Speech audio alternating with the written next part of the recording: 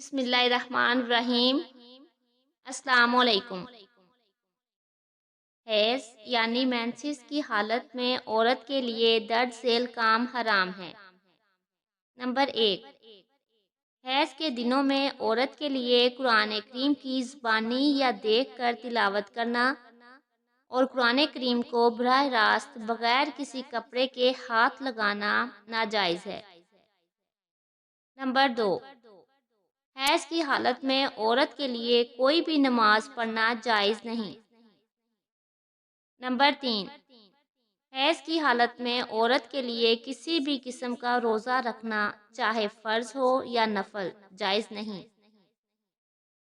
Number 4، حیض کی حالت میں عورت کے لیے اللہ کے گھر کا طواف کرنا ناجائز ہے۔ نمبر 5، حیض کی حالت میں عورت مسجد میں داخل نہیں ہو سکتی۔ نمبر 6، حیض کی حالت میں عورت شوہر کے لیے اپنی بیوی سے ہم بستری کرنا حرام ہے۔ نمبر 7، حیض کی حالت میں عورت کے لیے زیر ناف بالوں کی صفائی کرنا مکروہ تنزیہی ہے، یعنی نہ کرنا بہتر ہے۔